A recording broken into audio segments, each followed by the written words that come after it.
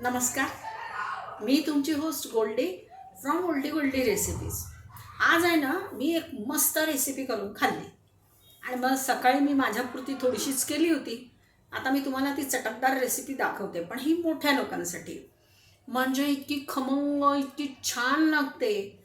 तर ही रेसिपी आहे खानदेशी मिरचीचं भगराळं. तर तोंडी लावायला काहीतरी पाहिजे आणि उन्हाळ्यामध्ये आपल्याला चटकमटक आंबट असं खावंसं वाटतं. तर चला मग त्याची रेसिपी करताना तुम्हाला सांगते. आता या रेसिपीसाठी मी जे साहित्य घेतलेलं आहे, हे साहित्य मी तुम्हाला दाखवते.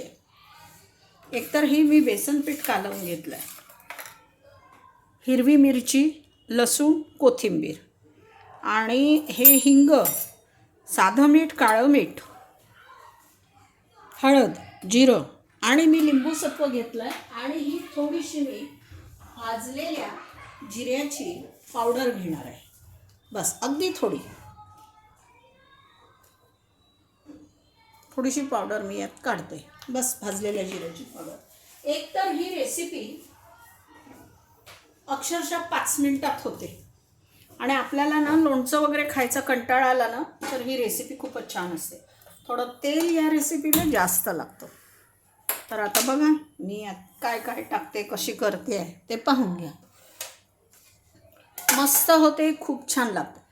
आणि ही खानदेशी भगराळं खिचडी, भाकरी, पोळी, पराठा, डाळ भात, मसाले भात, अक्षरशः सगळीकडे चालते.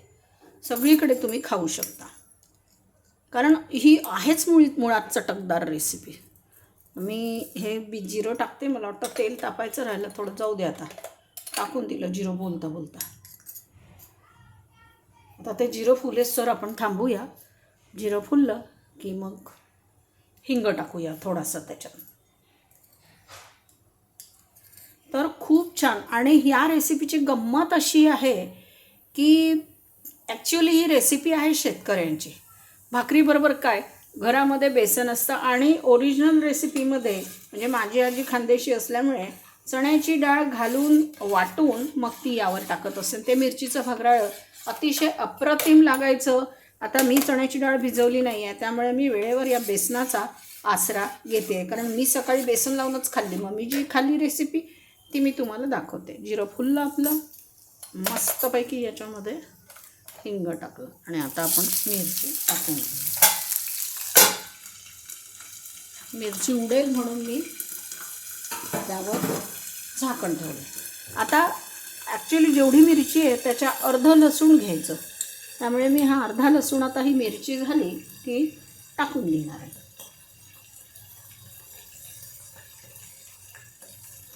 गॅस कमी केला आहे, बघूया.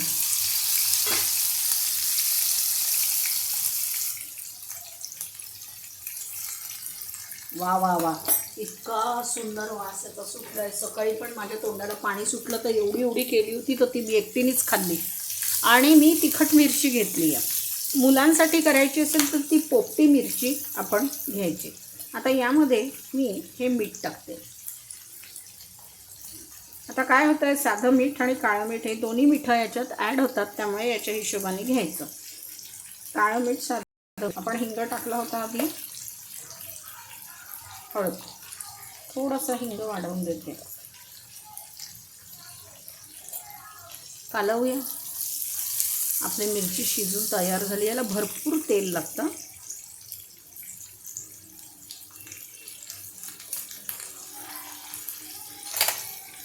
आता ही मिरची फार तिखट आहे, पोटाला झोंबेल आणि तिचा तिखटपणा कमी करण्यासाठी मी हे लिंबू सत्व घेतलं आहे. ताजं लिंबू असलं तर लिंबू पिळता येतं वरती, पण आता माझ्याकडे ताजं लिंबू नाही आहे. आम्ही आता याच्यातच हे लिंबू सत्व टाकून देते. गॅस मी कमी केला आहे आणि आता आपण याच्यामध्ये हे बेसन घोळलेलं टाकूया. याला बेसनाची मिरची पण म्हणतात आणि मिरचीचं भगराळं पण याला नाव आहे. वाह, बढिया, खमंग.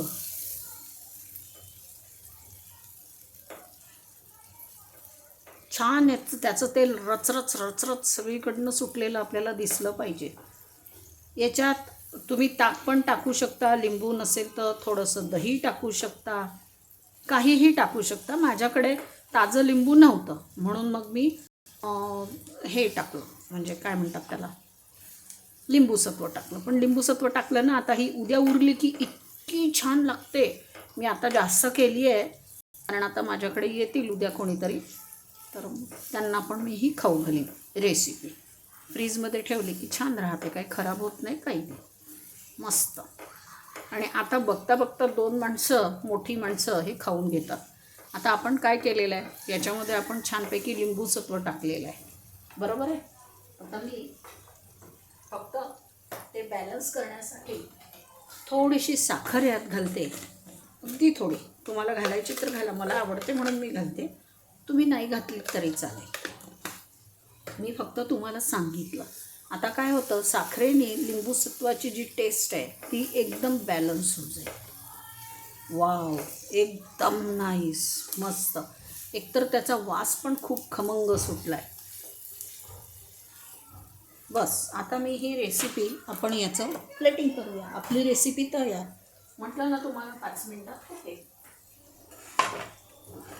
गॅस बंद करते. लोणचं कसं असतं ना तसंच म्हणा. आणि खूपच खमंग याचा वास येतोय, खूप खमंग. हे बघा,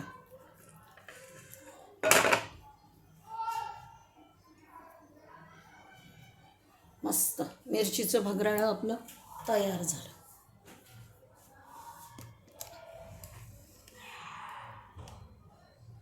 तुम्हाला ही रेसिपी कशी वाटली मला सांगा.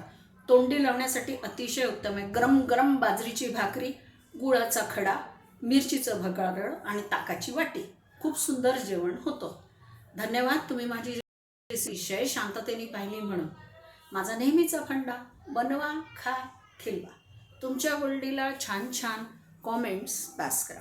मी जेव्हा जेव्हा एखादी रेसिपी बनवते तेव्हा त्या रेसिपीमध्ये मी डिस्क्रिप्शन बॉक्समध्ये त्या रेसिपीसारख्या 4 रेसिपी टाकत असते.